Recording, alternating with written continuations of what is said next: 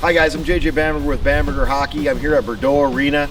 Right now we're going to go over some off-season training concepts that you can do. Some of it's going to be some stick handling concepts, some shooting concepts. Then I'm going to go over some things that coaches can do in the summer to prepare themselves for the long season that they have ahead of them. First concept we're going to talk about is how to hold the stick properly.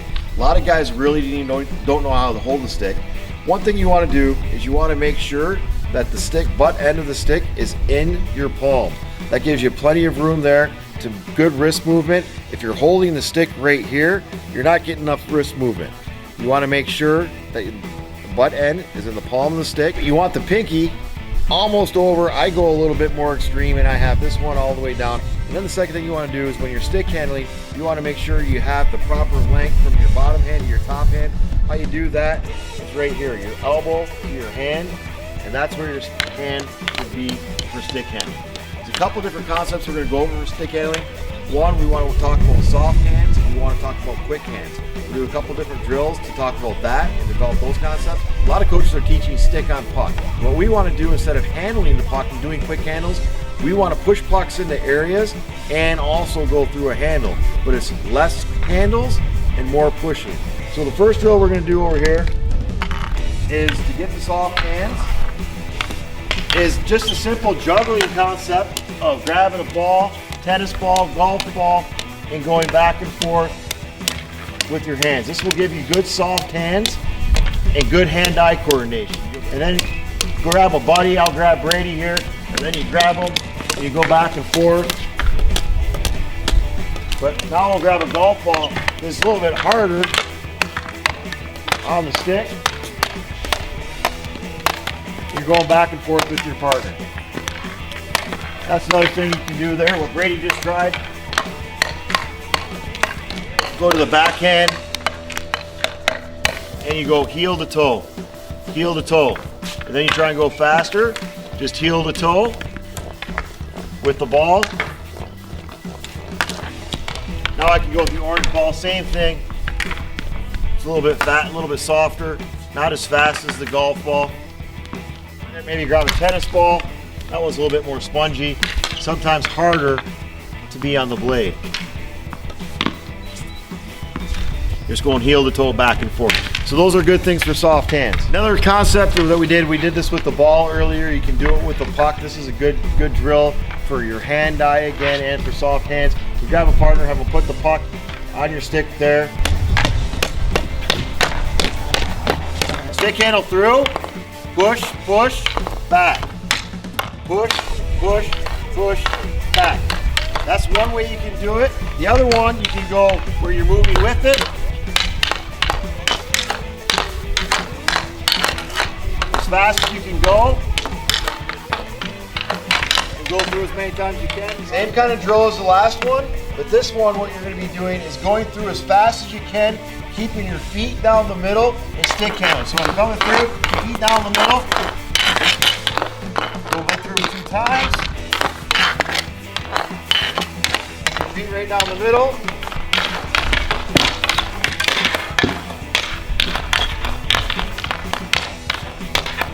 We're going to start in sync. We're going to try and keep our feet in sync going through. Shuffling, shuffle.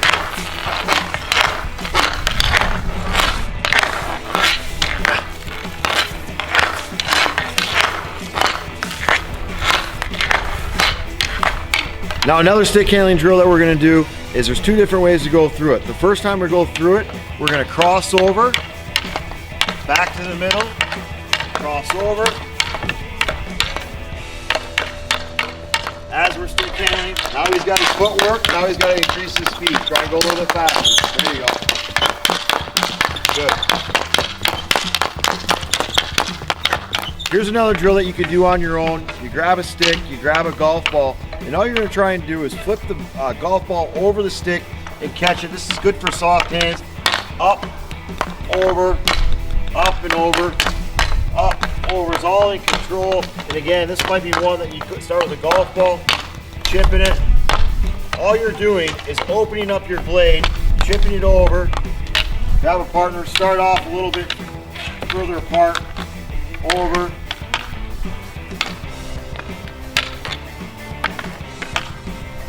Back and forth, over. You go over, hits the ground, get it, over to me, hits the ground, I pick it up, over, hits the ground, Brady picks it up. Now we're gonna go over some different shooting concepts, and this is, again, gonna be an age-specific thing, but every hockey player should be doing this in the off-season, grabbing a bunch of pucks. You don't even need a net if you had any type of wall. But the biggest thing that we're gonna work at right now is in one of our episodes that we talked about moving our feet and keeping our feet moving. What we're gonna do right now is we're gonna work at changing the angle of the puck. And when you change the angle of the puck, what you're trying to do is you get the goalie to move. So in every single shot you should be taking, and I would say I have my 8-year-old starting it right now, you pull the puck in and then you snap it. So a lot of times you're told just to take a normal wrist shot there. What we're teaching here is to pull the puck into your body. That way you're trying to get the goalie to move. If the puck's coming in this way, the goalie all of a sudden starts moving with the puck. So you want to pull the puck in and snap. Again, when we're doing this drill, when you start, don't worry about hitting the net. For a younger guy with Nolan and Riley, I might have them start with a tennis ball just to get used to this motion, because it's a pull in and you get all your power from snapping the puck and the torque of your stick. You don't get your power from a wrist, it's the snap right at the end. And one thing that a lot of hockey players, I find that they don't understand, if you want to shoot the puck high, you follow through high. If you want to shoot the puck low, you follow through low. So if I want to go high, my follow through is going to be a lot higher. If I want to shoot low, all I do is follow through a little bit lower. But all the power, everything is when you're pulling in here and your snap. It's not up here, stick's barely leaving. And it comes with strength. That's why we have to do it. So what you do for younger guys, what you want to do is maybe you want to grab them a tennis ball. That way, a lighter puck. That way they get the motion and the strength of being able to pull the puck in and snapping it, because it is a lot of the timing. Go ahead. See, now all of a sudden it's a little bit harder. Go ahead, another one. And they can get that motion down of pulling and snapping the puck. And then eventually you go to a real game puck, and as their strength gets older, by their 10 years old, will become an effective shot in a game. For the older guys, yeah, we want them to do this, but I'm going to give you a couple other different concepts. Now when you're this age is when you start working at some accuracy. You want to start thinking about where the goalie is at.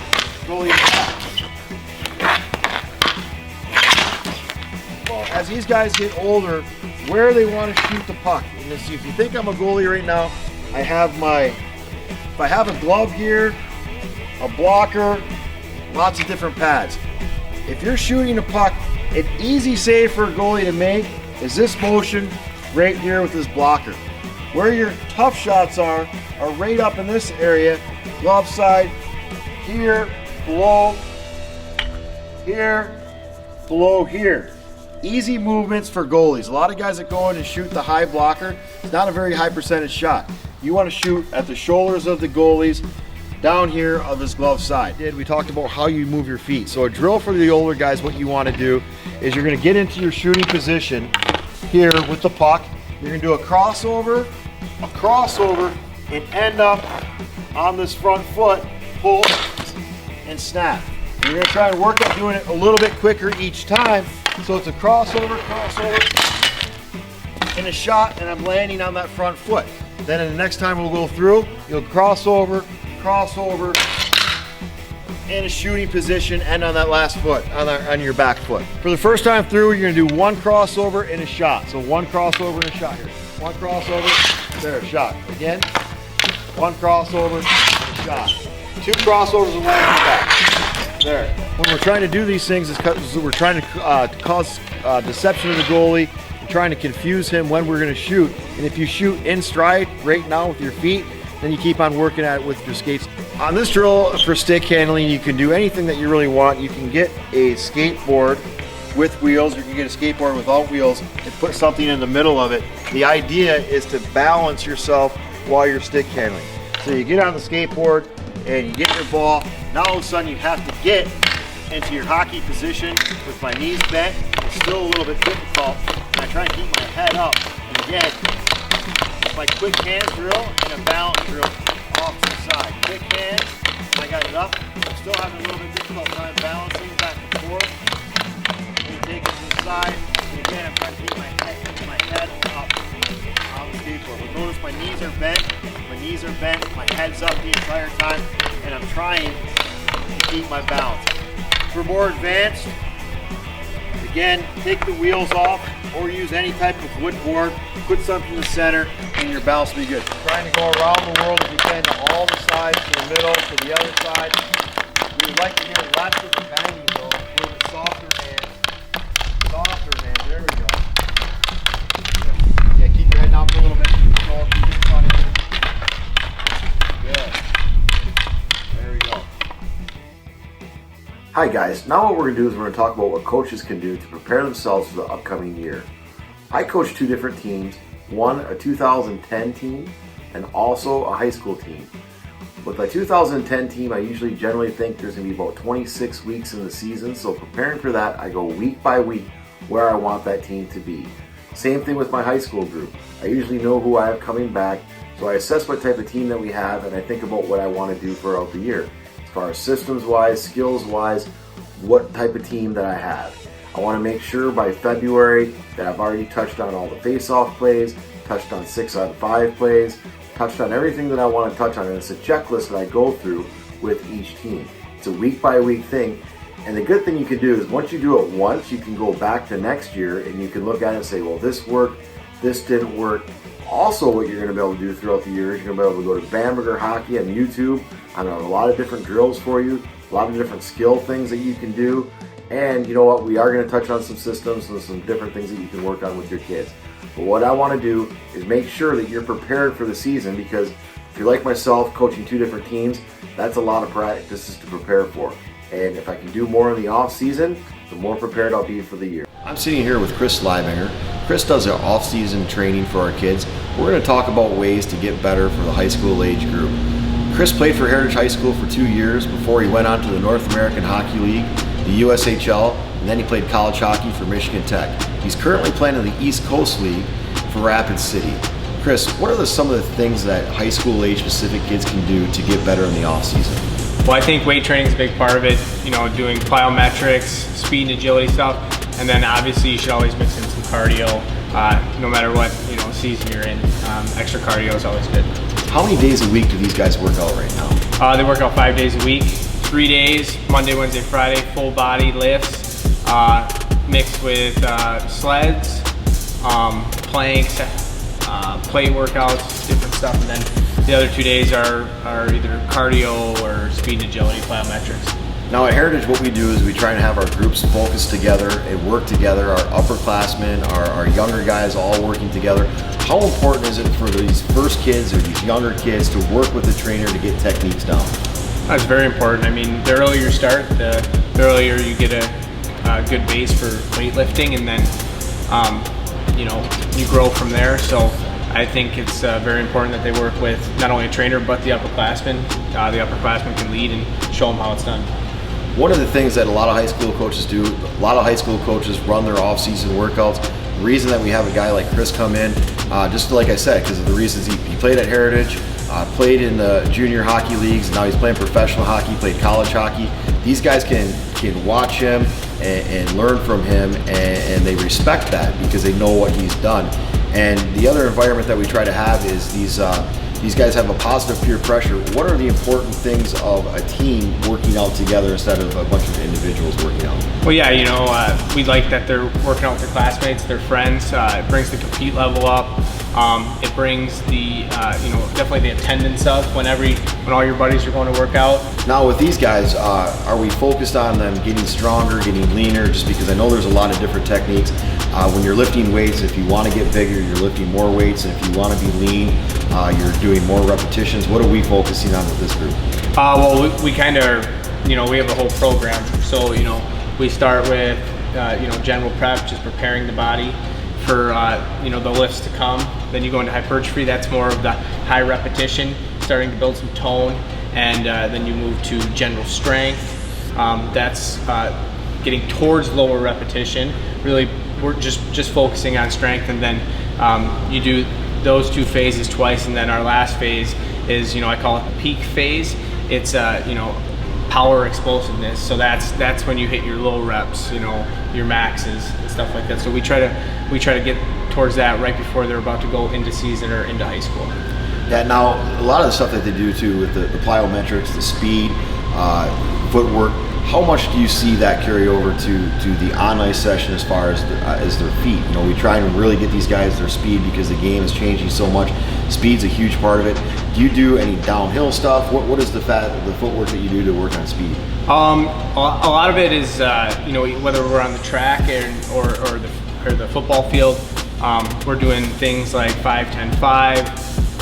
We're doing, we do a lot of work with tennis balls. Like we do tennis ball drops where they have to catch the tennis ball before it hits the ground. We do a lot of ladder stuff. It's one of the oldest exercises that you could do is just going through a ladder, but we hit the ladder a lot because it does really help with your foot speed. So, and the way it translates is like we talked about earlier with Connor McDavid, his feet never stop the entire time he's on the ice. He may glide for a second or two, but he is constantly crossing over the whole time, and that's when he gets the puck. He's so explosive because he's been motoring around the entire time. So that's kind of how it translates. All right.